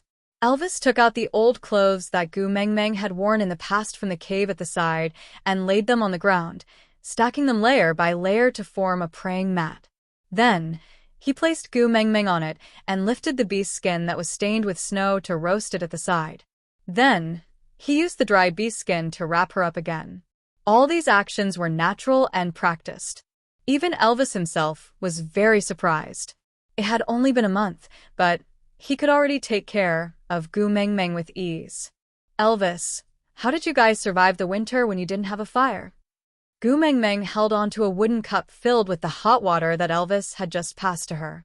Elvis took some clean snow from the entrance of the cave and placed it into the stone pot to continue cooking while replying, lie in the cave and try not to move. Gu Mengmeng found it unbelievable and asked with a smile, Do you wolves hibernate too? Elvis shook his head. I don't hibernate, Gu Mengmeng said. Then why don't you guys make a bigger cave, so that everyone can stay together and chat? The winter is long, how lonely it is to be alone. Elvis's hand paused for a moment before he replied slowly, If we gather together and lack food, it will be very hard for us to control our own primal instincts. We don't want to hurt our companions. Gu Mengmeng was taken aback. She thought for a while before she understood what Elvis meant. Under extreme hunger, they might treat their companions as food. In order to prevent such a situation from happening, they would each spend the long and torturous winter in their own caves. Aside from the topic, thank you to Xiaoxiang Academy's little darling, Yenran 520 for the flowers. Also, thank you to QQ Reading's little darling, Xian, for the 588 reading points. Then, now that winter had started, it was time for Elvis and Gu Mengmeng to nurture their relationship. When the water temperature was about right, mating would be a matter of time. Then, after mating, the novel should be published.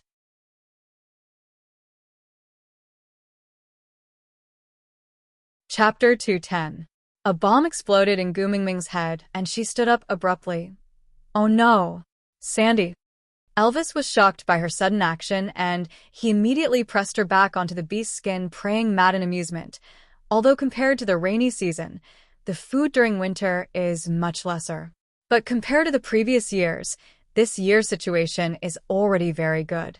So don't worry, Sandy's partners should be fine. Gu Mengmeng was anxious, but she could not break free from Elvis's embrace, so she could only scrunch up her face into a bun and say, "Who's worried about them? I'm just worried that they might eat Sandy up, because they don't have enough to eat. It must be so. That's why they fed Sandy till she became so fat. This stupid Sandy, still eating so much all day long. What should we do?" Elvis was stunned again, and only realized what Gu Mengmeng was worried about after a while. He used his finger to knock on her forehead heavily. Seeing her holding her forehead in pain and glaring at him, Elvis then said helplessly, "I really want to know, what exactly is in your little head?" Gu Mengmeng pouted, and to express her protest, she decided to ignore Elvis. Elvis sighed and gently removed her little hand that was covering her forehead. Then, he used his large hand to cover the red mark on her forehead and continued with a pained and helpless tone, "Males will never hurt their own females. No matter how hungry they will never treat their own females as food. On the contrary, they are highly likely to commit suicide when their females are hungry and they are unable to get any food, using themselves as food to prolong their female's life." Gu Mengmeng was stunned by his words. Such a heavy taste? Eat her own husband. Sandy. Elvis held onto Gu Mingming's little hand and continued, "Sandy is a bear. She basically sleeps during winter and rarely eats anything. So in her cave, there has never been a precedent of a male being treated as food." Hearing Elvis's words, Gu Mengmeng heaved a sigh of relief. If she heard any terrifying news, she really did not know how she would face Sandy in the future. Thinking about this, Gu Mengmeng suddenly recalled something. She tilted her head and asked Elvis, "So, a while ago, Barit said he wanted to come over to our place during winter out of the blue. It was because..." Elvis nodded and said, "I want to give him to you as reserve food." Gu Mengmeng felt stifled. How blind were the males in this beast world towards love? Elvis pulled Gu Mingming's chin and said with a straight face, "I rejected him because I feel that it's enough to have me as your reserve food." Gu Mengmeng waved her hands and said, Don't. Don't we have a lot of salted meat and fish to make?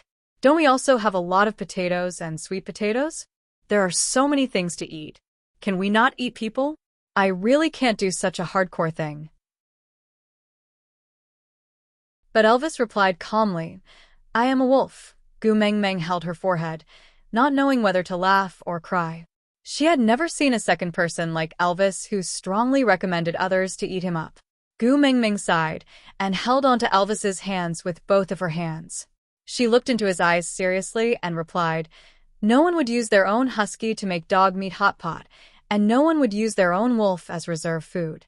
This is really not something humans would do.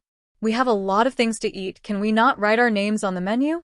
Aside from the topic, thank you to the little darling Hamura from Xiaosheng Academy for giving 2 comment votes, and thank you to the little darling Hanshi Jianlu from QQ Reading for tipping 100 reading points.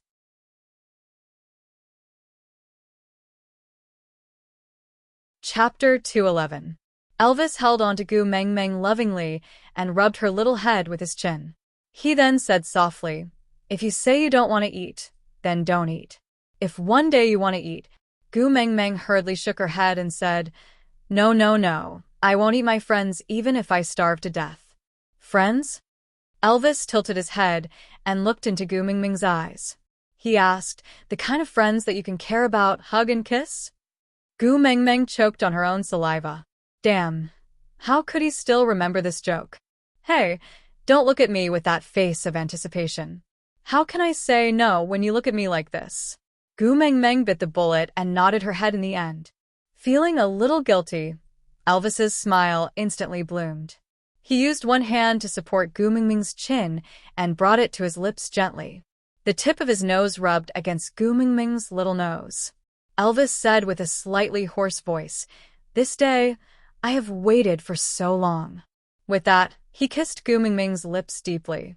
Gu Mingming's brain was like Hiroshima after World War II. Her ears were filled with the echoes of the atomic bomb. Her brain was filled with paste, and she could not form an accurate thought. She should have rejected him, right? She should have told him that she did not mean it that way.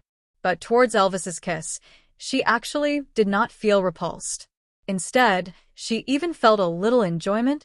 Gu Mingming slowly closed her eyes and allowed Elvis to do whatever he wanted from her mouth. Her brain could not think, but her heart had never thought through something so clearly before. After leaving Leah, she jumped across a lake out of hurt feelings and wanted to return to the modern world from there. This method obviously did not work, but she did not think of any other way to return. Instead, she started to bring everyone to marinate meat and find potatoes to prepare for winter. Initially, she thought she was just finding a reason to numb herself so that she would not face the pain of being heartbroken. But was it really like that? She was not a fool. How could she not know what kind of attitude Elvis was using to take care of her? She clearly knew how the beast world viewed relationships, but she still accepted Elvis's care with a clear conscience, didn't she? She knew that the mountains would be sealed by snow during the cold winter, and she would be staying in the same cave with Elvis for the entire winter. It was highly possible that something would happen between them. Could she say that she did not expect it? Just like this kiss, was it a surprise? Accident. But she didn't dare to say that she had never looked forward to it. Gu Mingming slowly wrapped her arms around Elvis's neck and started to cater to his kiss. This small act rewarded Elvis, making him even more fearless. Elvis pushed Gu Mingming onto the ground, and before her head hit the ground, he placed his hand under her head to prevent her from getting hurt. He let go of her moist and plump lips and turned to kiss her earlobe. His breathing was rapid and heavy against her ear, making her body restless. Gu Mingming could feel her body changing, but the last bit of rationality she had left made her ask a question. Even though it would spoil the mood, she knew she would regret it if she did not ask.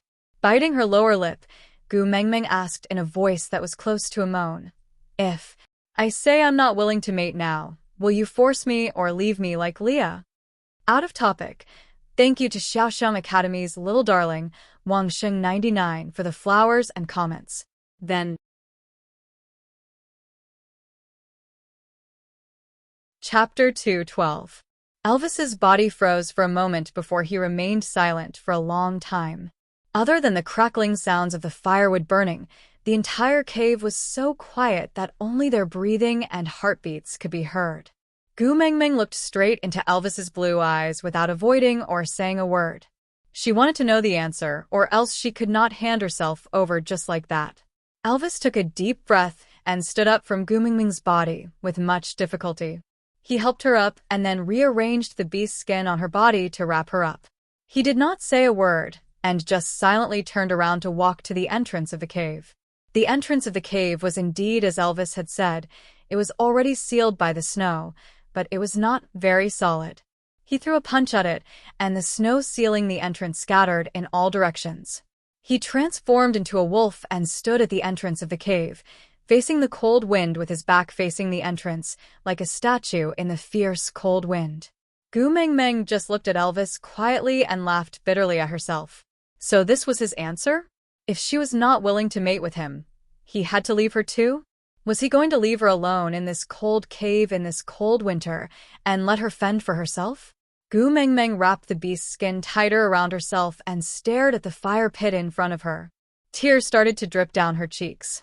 She did not know why she was crying. She just felt extremely aggrieved and uncomfortable. "Why are you crying?" Elvis's voice rang above her head. He frowned and carried Gu Mingming up with a pained expression. He wiped away her tears carefully and coaxed her. "Did I scare you? Don't be afraid. Don't be afraid. I won't force you to do something you don't want. I will wait until you are willing." Gu Mingming's nose turned sour, and she cried even harder. She hugged onto Elvis's neck and sobbed, "I thought you had left and abandoned me." Elvis was taken aback. He never thought that one day she would cry because of his departure. His smile was a little bitter, but also a little blissful. Combined on his face, there was an indescribable helplessness. "I just want to get some air to calm myself down. How could I leave you alone? You are my Xiaomeng." Yes, Gu Mengmeng had never dated before in Leah, but even if she had never seen a pig run, she should have eaten pork before. There were so many web novels in the modern world, and they were practically a comprehensive guide to sex education. She naturally understood what Elvis meant by peace. So she blushed and wiped away her tears. Sniffling, she asked, "I don't want to mate. You won't leave me?" "I will wait until you are willing." Elvis wiped away Gu Mingming's tears gently, then hugged her in his arms. It was hard to tell if he was comforting Gu Mengmeng or using this method to comfort himself. Gu Mengmeng nestled in Elvis's arms and listened to his heartbeat. She felt strangely at ease. Biting her finger, Gu Mengmeng asked softly, "What if he doesn't come? What do you plan to do if I don't want to mate?" "Then I'll wait. As long as you don't leave me. I don't care about anything else." Elvis's voice was very calm and light. It did not sound like the sweet nothings that guys usually use to coax girls into bed. Instead, it was a voice that came from the bottom of his heart. It was convincing and calming. Gu Mengmeng took a deep breath, looked up, and kissed Elvis's chin. She squinted her eyes and said, "Elvis, I think I might like you. Aside from the topic." Chapter 213. The power of this sentence was really comparable to the atomic bomb that bombed Hiroshima back then, instantly shattering Elvis's rationality into smithereens. He lowered his head with a stiff neck, looking at the blushing little person in his arms. Her eyes that had been crying just now were like the sky that had been washed by water, clear and clean. She just raised her little face to look at him, calling out his name. He thought that he would never hear this sentence in his entire life. Elvis felt elated and blissful. He felt that all the beautiful words in this world were not enough to describe his current feelings. He hugged Gu Mengmeng tightly in his arms, and after a long while, he finally said, "Thank you." Gu Mengmeng rubbed her little head against Elvis's chest, trying to find a comfortable angle. She curled her lips and muttered, "What are you thanking me for, silly? Thank you for being willing to stay in St. Nazaire. Thank you for letting me take care of you. Thank you for liking me."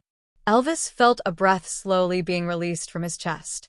Previously, it had been pressing against his chest, so he did not feel any discomfort. But now that it was released, he really felt his entire body become comfortable. "Xiaomeng, are you hungry? Do you want me to get something for you to eat?" Elvis stroked Gu Mengmeng's back gently and asked. "Ugh, I don't feel like eating." Gu Mengmeng closed her eyes, feeling that her eyes were a little dry and stinging. Her head was also dizzy and she really wanted to sleep for a while. Elvis sensed Gu Mingming's abnormality and used his hand to caress her little face. He realized that the blush on her face was not because of shyness but because she was having a fever. Elvis instantly became anxious and patted Gu Mingming's little face lightly. Xiaomeng, don't sleep first, don't sleep, all right?" Gu Mengmeng was extremely dissatisfied with Elvis's behavior of not letting her sleep. She wanted to scold him, but could not muster up any energy. She just whimpered and turned her head, hanging back into Elvis's arms and curling into a ball, just like a puppy that had not been weaned yet acting coquettishly in its mother's arms. Elvis was extremely vexed. He must have caught a cold when he brought Gu Mengmeng out to play in the snow just now. After returning to the cave, he immediately warmed himself by the fire and even wrapped a lot of beast skin to warm himself up. Then, he kissed her uncontrollably, and the beast skin wrapped around her fell off unknowingly. After that, he even broke apart the snow blocking the entrance of the cave to get some fresh air. The cold wind rushed into the cave and froze her again. Elvis really wanted to kill himself. Because of his negligence, Xiaomeng had fallen sick. Don't be afraid. I'll get Leia. She'll be fine."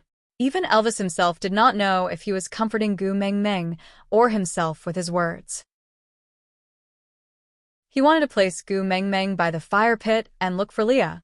But Gu Meng Meng hugged onto Elvis's waist tightly and refused to let go. When he wanted to pull away, she would whimper and look like she was about to cry. Elvis panicked and coaxed Gu Meng Meng. "Be good. Wait for me for a while. Just a while." But Gu Meng Meng pressed her little face against Elvis's chest, frowning and whining. "Don't abandon me, don't abandon me. I beg you." Elvis was at his wit's end. He could not carry Gu Meng Meng, who was having a high fever, and dash out, nor could he forcefully pull her down from his body. If it was any other time, he could still howl in the cave to send a message to Leah. But it just so happened that the snow had sealed off the mountain. Even if his voice could pass through the snow at the entrance of the cave, it would be drowned out by the sound of the wind. What to do? What to do? Aside from the topic, thank you to the little darling from Xiaoxiang Academy, W. Mumu, for her 2 recommendation votes, Susu. Elvis, don't be anxious. Let me give you an idea. Elvis hugged Gu Meng Meng, his blue eyes sweeping sharply at the innocent Susu. Speak. Susu, don't stare at me. If you stare at me, I'll be so scared that I'll forget everything. Elvis clenched his teeth and closed his eyes. Speak quickly. Susu shrugged helplessly and smiled evilly. Do you know why people will rub their hands when they're cold? Elvis shook his head impatiently. Susu said with a look of disdain. Sigh, it's really unwise to bring a little pure male lead. There's a communication barrier. Elvis suddenly opened his eyes and glared at her. Susu shrunk her neck timidly and smiled obsequiously. Don't be angry, don't be angry. It's like this, there's a term called friction warmth. Understand? Elvis frowned, clearly not understanding. Chapter 214. Elvis touched Gu Meng Meng's burning hot body. This fever came in a threatening manner, and to Elvis, it was the most difficult battle. He was so anxious that he kept asking himself, what should I do? What should I do? His eyes scanned the cave continuously, searching for anything that could make Gu Meng Meng better. Potato?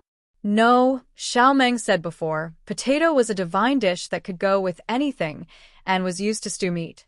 Sweet potato? No, that's not right either. Xiao Meng said sweet potato was the main food and she would not feel hungry after eating it. Preserved meat?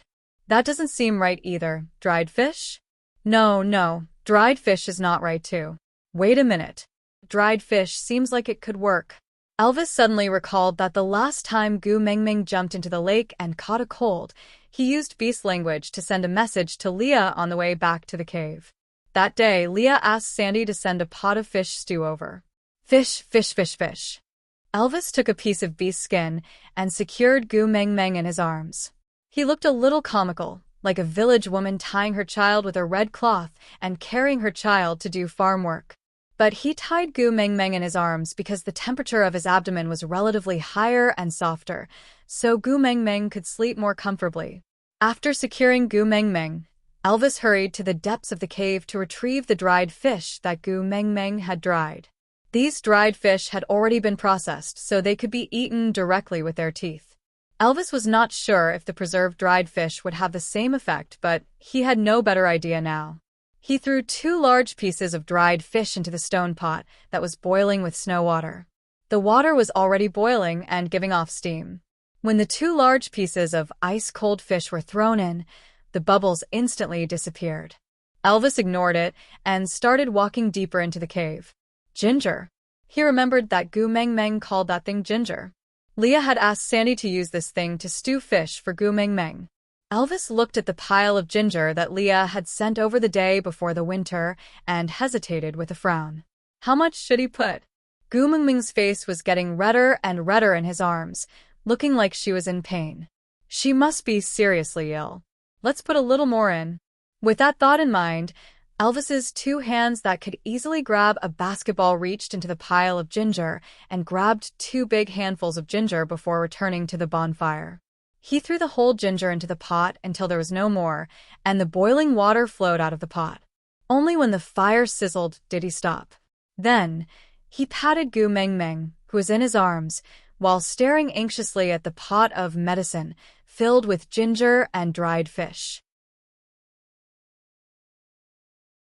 Elvis did not know how much this thing should be cooked to be considered good, but the smell of ginger was getting stronger, and there was even a strange smell.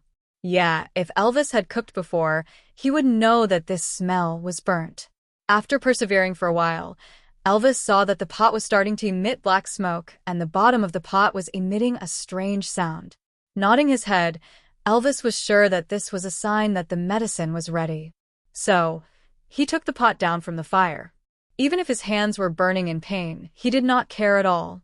He placed the medicine at the side steadily, then used a small spoon to scoop something that he could not tell if it was ginger or fish, and sent it to Gu Mengmeng's mouth. He coaxed her as gently as he could. "Xiao Meng, be good. Open your mouth and eat the medicine. Then, you won't feel so bad anymore." Aside from the topic, thank you to the little baby from Xiaoxiang Academy, Gu Guang HH, for the rating tickets. Thank you very much then. Sometimes, I really doubt if I am Elvis's real mother. It was obvious that Elvis was extremely anxious in this chapter, but I just wanted to laugh for some reason. What should I do? Also, the little baby protested to me, saying that the atmosphere in the first 2 chapters was so good. Why did it suddenly stop? I even took off my pants, and I just let you guys see this? Yeah, I was purposely torturing them, so what?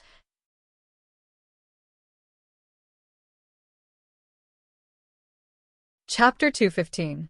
She had to admit that Elvis's medicine was very effective.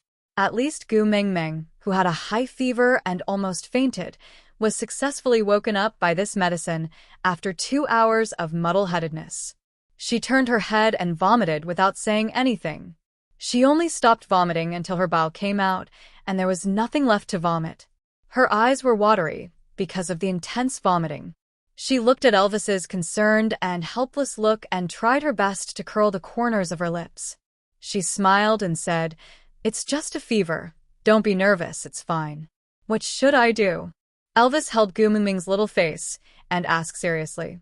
Gu Mengmeng pointed at the pot of mysterious objects and then at her vomit. She said, "Get rid of all these things first, or else we will suffocate to death in this cave." Elvis did not dare to be negligent. He placed Gu Mengmeng beside the fire, where there was a bed made by Gu Mengmeng. Although it was called a bed, it was actually just 2 huge pieces of wood. The middle seam of the wood was aligned and pieced together, and many beast skins were laid on top of it. As the fire had been lit for quite a while, the beast skin on the bed was roasted until it was warm. The moment Gu Mengmeng entered the bed, she felt a wave of comfort wash over her body, and the pain lessened by quite a bit. However, sleepiness struck her again. She was afraid that Elvis would worry for nothing if he saw her sleeping. She did not know what kind of dark cuisine he would cook, so she forced herself to stay awake and watched as Elvis carefully brought the pot of things to the entrance of the cave. He dug a hole at the bottom right corner of the snow door that sealed the entrance. After hesitating for a moment, he threw all the ginger in the pot into that hole, while the fish picked it up and ate it by itself. Gu Mengmeng asked, "Why are you eating that? Aren't you afraid of getting a stomach ache?" Elvis used the snow he dug to wash the pot and replied, "Food during winter is too precious. It's a pity to throw it away." Gu Mengmeng smiled. "Aren't there still a lot of it in the cave? It looks like it should be enough for us to eat for the entire winter. You don't have to be so strapped." Elvis filled the cleaned pot with clean snow and placed it on the fire to boil water again. Then, he dug a large piece of snow to clean up her vomit. As he cleaned up, he replied, "That food is to ensure that you won't go hungry this winter. I can't eat it unless I have no other choice." Gu Mengmeng was a little taken aback and asked, "What do you mean by having no other choice?" Elvis buried Gu Mengmeng's vomit into the snow hole at the bottom right of the hole, then used new snow to cover the hole.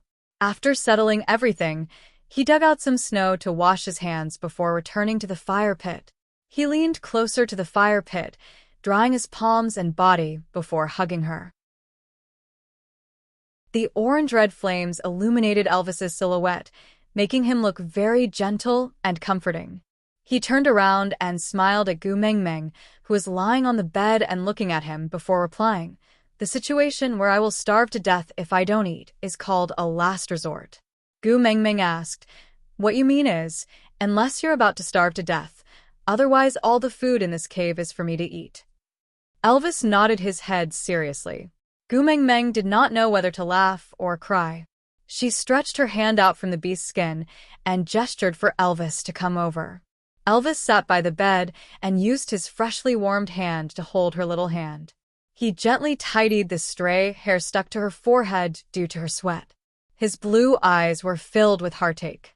Aside from the topic, if nothing goes wrong, this article will be published in January. So my babies, don't save too many articles and finish reading as soon as possible. Otherwise, the content you see now will all be charged in the future.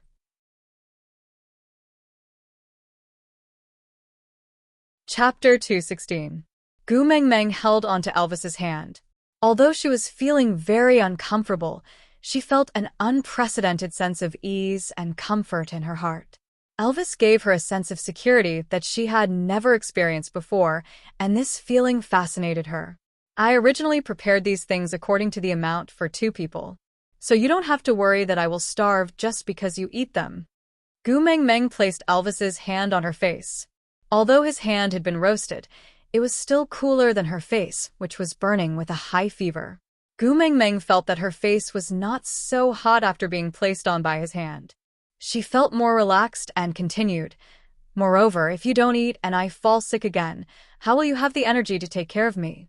Right? Elvis's heart ached when he saw Gu Mengmeng forcing herself to talk to him. He could hear how uncomfortable her throat was, but she was still worried about whether she could eat or not. This made him feel warm and guilty at the same time.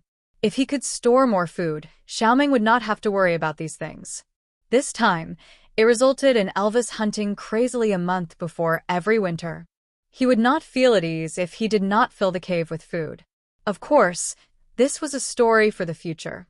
Let's not talk about it now.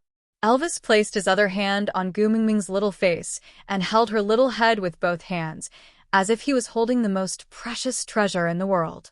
He asked carefully, Tell me, how can I make you feel better? Gu Mengmeng looked at Elvis. Gu Mengmeng used her chin to point at the stone pot that was boiling snow. She said, Drinking more hot water is a universal remedy. At my place, all guys know that drinking more hot water will cure all illnesses. This was indeed a joke. Under normal circumstances, guys who told girls to drink more hot water would either go from having a girlfriend to not having one, or go from not having a girlfriend to never having one. This was obviously an answer that would be shot at.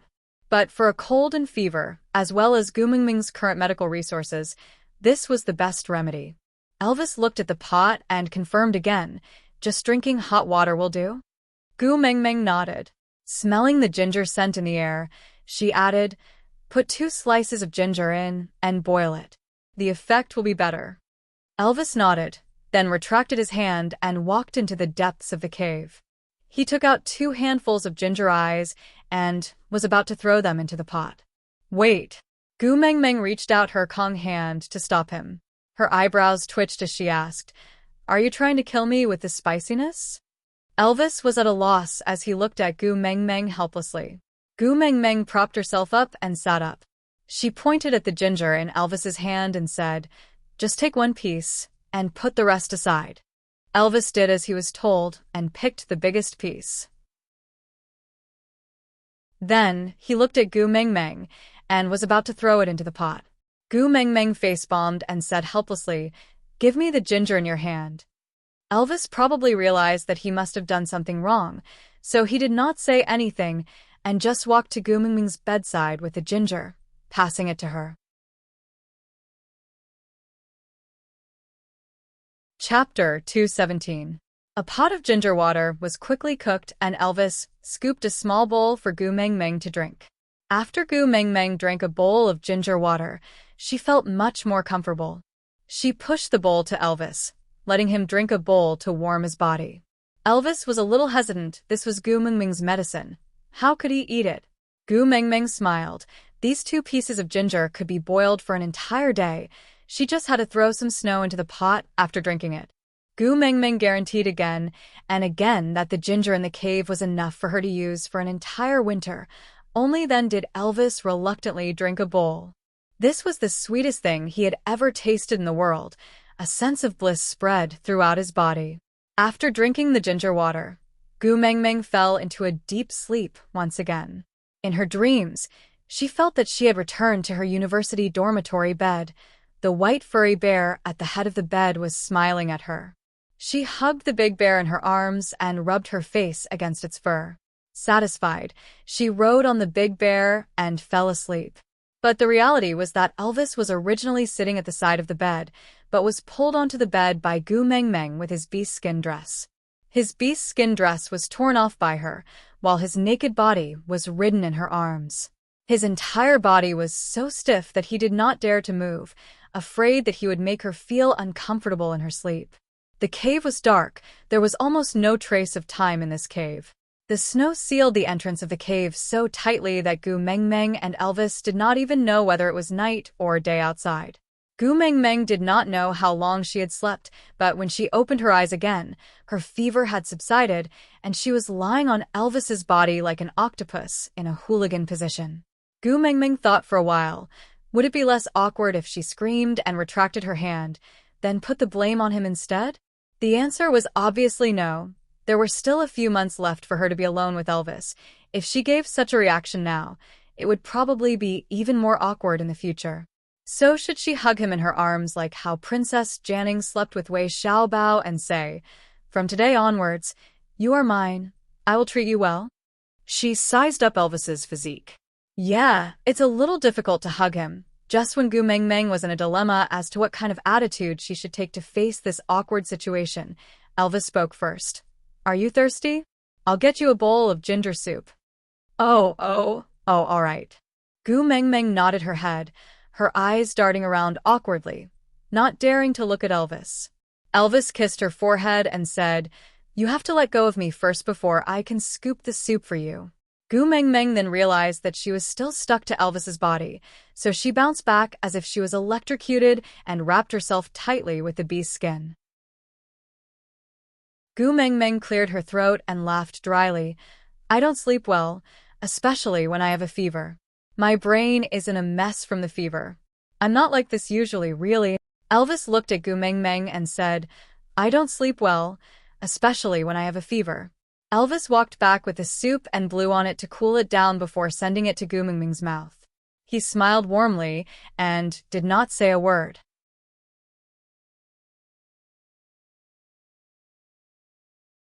Chapter 218. Gu Mengmeng almost choked to death on her own saliva. She looked at Elvis sadly and thought to herself, "Your words are not comforting me at all right?" Elvis touched Gu Mengmeng's face and slowly heaved a sigh of relief. "It's not burning anymore, that's great."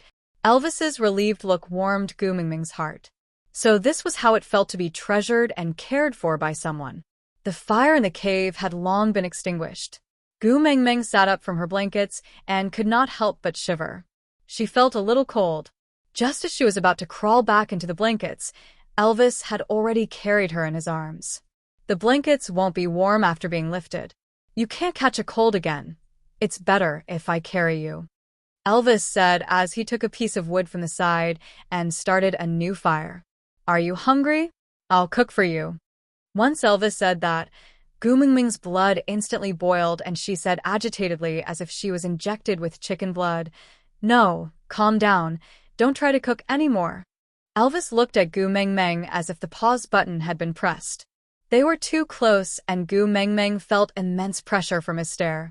She blinked and said, "What I mean is, leave such small matters like cooking to me in the future and don't do it yourself." Elvis sat down with his legs crossed and said formally, "Females should be taken care of and shouldn't be involved in such matters." Gu Mengmeng gave a bitter smile helplessly and poked Elvis's head, saying, "How exactly did you establish this feudalistic mentality of valuing females over males? It died out early in the morning, and now it's the era of equality between males and females, understand?" Elvis shook his head honestly, and his serious face made Gu Mengmeng lose her temper. She sighed and said, It's very tiring for a person to take care of another person unilaterally. So, Gu Mengmeng looked at Elvis with an enticing and expectant gaze, indicating for him to continue her sentence. Elvis pursed his lips and seemed to be struggling for a while. Then, he looked at the entrance of the cave, which was sealed by the snow, and said slowly, "So, you should have two partners. If Leah is also here." Gu Mengming's face darkened, and she raised her hand to make a stop gesture. She said unhappily, "Leah has already decided to be with Nina. He might be busy giving birth to little Leah now. I can't possibly go to Nina's bed and snatch her away just because I lack a cook, right? Moreover, you've also seen Lee's attitude towards me now." Gu Mengmeng felt suffocated, and she hammered her own chest with force. She forced herself to calm down before continuing. "It was not easy for me to let him go. Can you not mention him anymore?" Elvis remained silent and lowered his head. From the corner of his eyes, he glanced at the pile of yellow roots at the side of the cave. Wasn't that Lee's attitude towards Xiaomeng? Gu Mengmeng felt that she had gone overboard in reprimanding Elvis, so she calmed herself down and stood up from Elvis's arms. She wrapped the bee's skin around her even tighter and sniffed her slightly clogged nose before saying, "Isn't it just cooking? I'm very good at it. Next time you go hunting, I'll cook. This is called the male takes care of the outside while the female takes care of the inside. Although at my place, female takes care of the inside is already a thing of the past, but considering the actual situation here and my own condition, I've decided to give up the right to be a strong woman. I'll just stay at home and be a housewife." Aside from the topic, thank you to the little darling from Xiaoxiang Academy, Shengxianya, for your comments. Momo has always maintained 5 stars. I'm so happy, and thank you to the little darling from QQ Reading. Don't lose and don't forget Asterisk for her tips. Recently, the most frequently asked questions in the comments. 1. Author, will you give up? Answer, the author is a good scammer. No one even read the last article, and I persevered to finish writing 1,000,000 words. Moreover, this article is going to be published in January. Before it's published, I have to sign a contract with the website. If I give up, I'll face a lawsuit. Most importantly, my great editor is always holding a kitchen knife and a small leather whip and staring deeply at me. I have no doubt that if I dare to give up, she will chop me into a human meat bun. 2. Why are there fewer updates recently? Chapter 219. Elvis carried Gu Mengmeng along with the beast skin again and said, "The ground is cold." Gu Mengmeng did not resist. The ground was quite cold. "I don't know what equality the males and females in your world are pursuing. I only know that my female cannot be wronged. You cannot have less of what others have. At least what Bode and the rest did for Sandy. I will do the same for you. I want you to be the object of everyone's envy forever. Because you are the messenger of Saint Nazir's beast deity, and more importantly, because you are my female." Gu Mengming's little heart was thumping nonstop. She cupped her hands and looked at Elvis with an intoxicated expression, asking, "Are you still the husky that eats raw potatoes? What's with this domineering CEO style? Did you secretly read romance novels behind my back?" Gu Mengming's current expression was exactly the same as when they first met, and this was Elvis's favorite expression. The corners of his lips curled up, and Elvis lightly planted a kiss on Gu Mengming's forehead, saying gently, "Be good and stay in my arms. You talk and I do the cooking. It's considered cooperation." Gu Mengming thought about it. She really did not want to reach out to dig the snow that sealed the entrance of the cave to wash the vegetables, so she smiled unkindly and said, "Then you should heat up the snow before washing the vegetables, or else it'll be too cold." Elvis rubbed Gu Mengming's furry little head and said, "Silly girl, I'm a wolf. I'm not afraid of the cold." Gu Mengmeng hung onto Elvis's neck like a little monkey, her little hands caressing his pectoral muscles restlessly. She pondered seriously for a long time but still could not figure it out, so she asked Elvis shamelessly, "You don't have any fur after you transform into a human. Aren't you afraid of the cold?" Elvis was a little embarrassed to ask, "You don't have any fur after you transform. Aren't you afraid of the cold?" Elvis shook his head and answered, "My fur didn't disappear. I just can't see it anymore. It doesn't affect the warmth, so you don't have to worry." Gu Mengmeng gave him a thumbs up and exclaimed from the bottom of her heart, "Awesome." Under Gu Mengmeng's instructions, Elvis barely made a pot of food that could be swallowed. Actually, even though Elvis was the one who made it, Gu Mengmeng was still the one in charge of the cooking, while Elvis only washed the vegetables and cut the potatoes. He could only be considered as an assistant. It couldn't be helped.